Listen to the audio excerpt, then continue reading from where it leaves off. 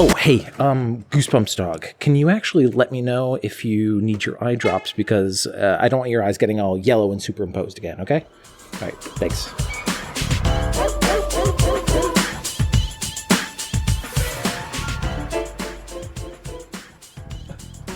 Oh, hey. I didn't see you over there.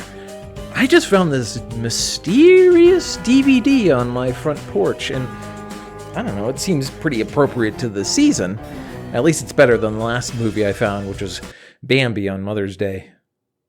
But today we'll be covering the 2014 flick Vampire Academy. From the title alone, you could probably surmise that this is based off of a YA novel series. 2014 was the tail end of the craze of converting YA, or young adult, novel series into movie franchises, after the success of The Hunger Games and its other YA ilk. But this movie was made in 2014, you say? She writes Twilight fanfiction. 2014, you say? Goodbye, Facebook. Goodbye, iPhone 5. 2014, you say? The song is sick, the traditional vomit definition of the word. The movie starts with Princess Lissa of the Dragomir bloodline of Moroi vampires, who went on the run with her Dampier guardian named Rose because they were warned that the Strigoi, who's the enemies of the Moroi, might be out for them, and that they might also have enemies within the Vampire Academy. And god damn, this really is a YA novel, isn't it? Why is it that they always insist on making these novels just so complex when it just boils down to good vampire, bad vampire, human guardians? That's it. They have to come up with the names. By the way, Moroi and Strigoi are the fucking same. Every time my brain tries to think of them, I'm like, oh, Moroi, Strigoi. They're the same. There's the same sound. Why would you make the good guys and bad guys have the same sound name? Like, they even have the names on screen, so you can, like, write them in your notes, I guess. 5 minutes in, we're already establishing everybody's tragic backstory, including a car crash that made Rose and Lissa bonded to each other so that Rose can look through Lissa's eyes sometimes as like a plot device. And is that a picture of Jimmy Carter? Why is he here? Wait, and they're lampshading it? Why do you have a scary poster of an American ex-president? Well, you told me I needed to blend more into oregano society. And what's the point of doing in medias res storytelling if you're just going to have to spend all that time that you gained by going in the middle of the story to tell everybody the backstory? Like, just go from the beginning of the plot then, if you're going to do that. The girls are then caught by the Vampire Academy's goons, who are then ambushed by the Strigoi, aka nature's worst allergy sufferers. The Strigoi are super strong and durable, and the Dampier are just kind of humans, so they don't do well. They're saved by Dimitri, who's Ivan Drogo by way of Severus Snape. They're then brought back to the Academy for real this time, and they get to play a fun whodunit mystery of who's harassing Lissa as she gets back into the school year. The girls have to balance going to classes, learning how to use elemental magic. It's magic time. Water, earth, fire, air. Long ago, the four nations lived together in harmony.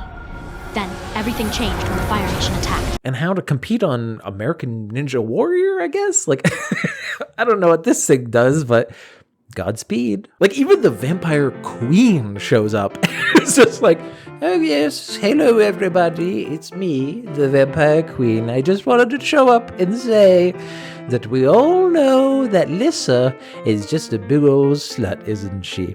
Yep. Her and her little Dampier guardian are just lezzing out over there, drinking each other's blood and doing whatever lesbians do. So I'm just gonna ask everybody, how about you come up with a fun little slur for them, and I'll be back for the end of the movie. All right, see you guys. See ya.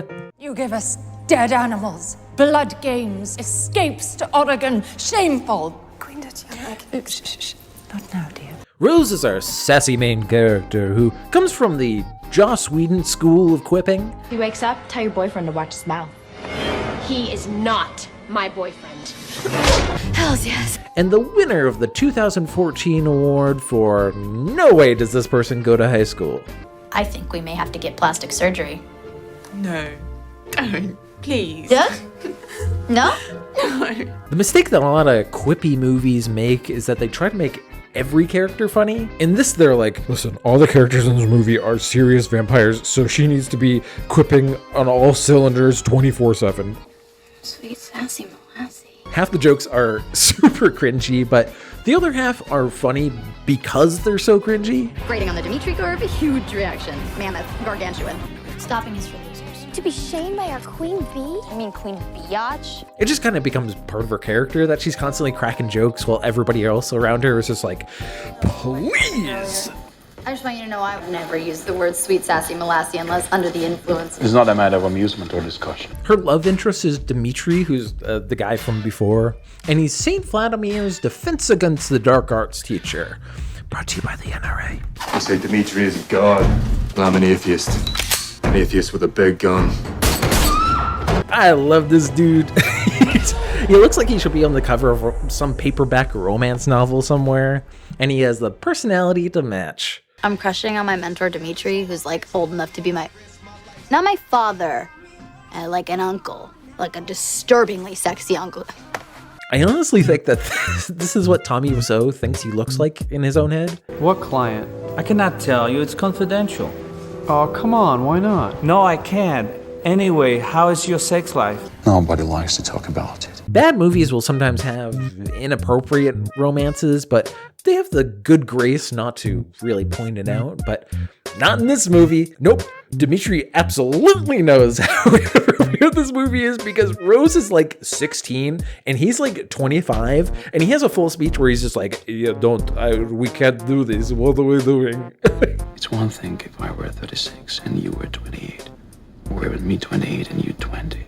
That's a lot of math for someone who's not interested. Doesn't stop my man from going in for the kiss at the end, though. Yuck.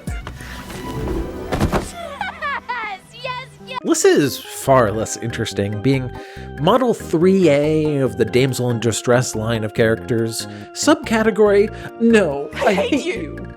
Oh my goodness, you were right the entire time. She's naive and arrogant, like you would expect from a vampire princess, but she's also vain and ignorant of consequences. Along with her healing powers, she has the power to hypnotize people into doing whatever she wants, and she uses that power to gain popularity and then doesn't see the problem with doing that. She used to date the guy from Kingsman who seems to be typecast as rich douchebags, but now she's all about the mysterious sad boy vampire that parents turn into bad vampires. The lesson that all young women learn at this age.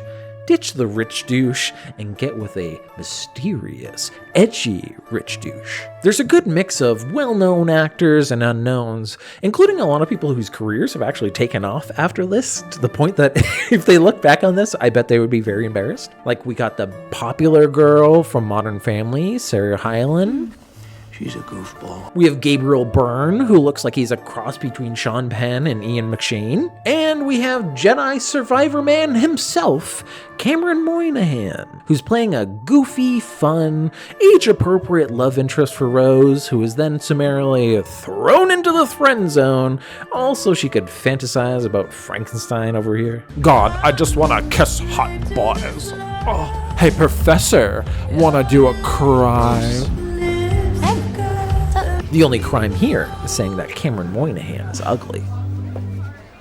Break the case wide open and I still only get the cheek. Ouch. Then again, my man is so pale that whenever he walks in on screen, it's like a flashbang going off. You're like, whoa. And Claire Foy is in this? Oh, Claire Foy, you're too good for this. Why are you in this movie? Especially when she's in the scenes and she's just acting her heart out and it's on like a Zoom call or something. But the best actor of all is, of course, this little cat that they got that is obviously doing things for treats, because I could see him. I could see munching on those treats behind that pillow, young man. I love when they have animals as actors, because they always like sometimes look off screen at their owner and being like, "Mother, why must I act?" But in order to talk about the rest of the movie, I'm going to have to give a quick spoiler warning. If you don't want to be spoiled for a decade-old film, then go to this timestamp. All right, they gone? It's not like the movie gets better. Our pair of protagonists fled a year ago because their favorite teacher, Miss Carp, said that they were in danger and implanted that as a mesmerized message to Rose for the right time. The car crash made Rose and Lissa shadowbound, which is a made-up fantasy term, which basically means that Lissa unlocked her powers of the lineage of Saint Vladimir so that she can, like, bring people back from the dead, because Rose died. She died as shit.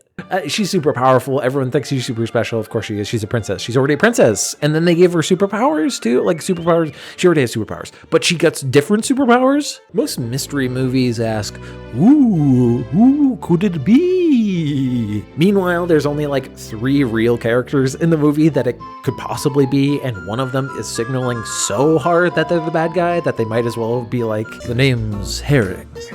Red Herring.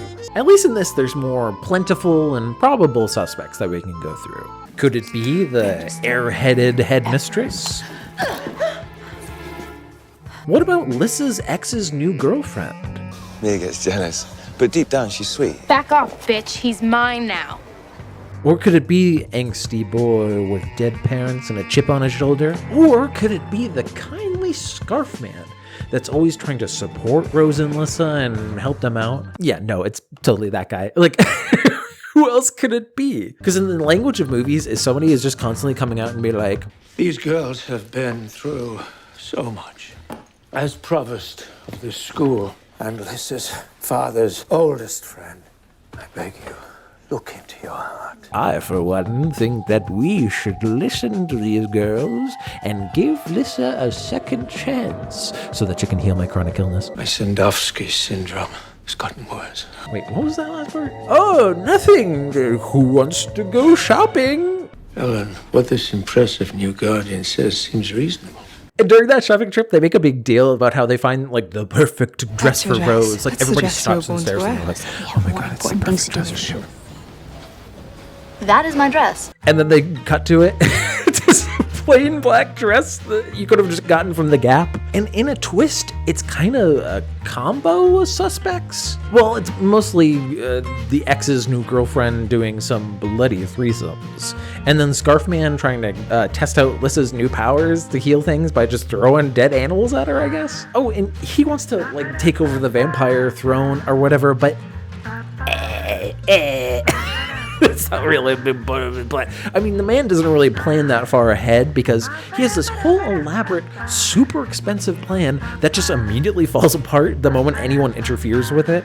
And then he went and he made his daughter become a Strigoi to break him out of the prison from X-Men 2? That doesn't seem like it's a very good plan. The movie ends with the Queen gearing up for another fucking rant about Lissa, for Lissa just to take over the entire thing and make a speech about how everyone should be nice to each other and that they should get over all this mean girl bullshit. As if she didn't mesmerize half the fucking school to get to popularity. Oh yeah, and there's a sequel tease where there's apparently 100 million Strigoi and Clairefoy in a big Montana catacombs? Are there catacombs in Montana? I don't think there are. At least not ones that are like the fucking place where they had the rave in Matrix. I'm gonna be honest, gang. I really don't care. And apparently, nobody else did either, because this movie was a huge critical and box office flop. There was even a Peacock show that only lasted 1 season before being canceled. Did I watch that show for this review? No. But if you want a melodramatic teen vampire movie, then I think you can't really go wrong with Vampire Academy, especially if you're looking for cringeworthy lines. Then I think that Vampire Academy is a pretty good time. It's pretty good. It's okay. It's a fun laugh. But what are the main takeaways from this movie? 1, if you're gonna make a sacrifice to the god of quips, make sure it's only like one character as opposed to everybody, because if everybody was making jokes this entire movie, I don't think I would have made it through it. 2, start your YA franchise when those are still still popular. And 3, stop overcomplicating your generic worlds. In a lot of ways, this movie reminds me of a different kind of Academy movie, being Zoom Academy for Superheroes, which is my first video on this channel. Both are surprisingly dated. Both try to fit in an overcomplicated backstory into a children's movie. And both movies could probably be salvaged if you just kind of tweaked certain things or moved around a couple things. And as always, don't forget to like, comment, and subscribe because it helps the channel grow, and the algorithm is just looking at me like, I don't know what you do.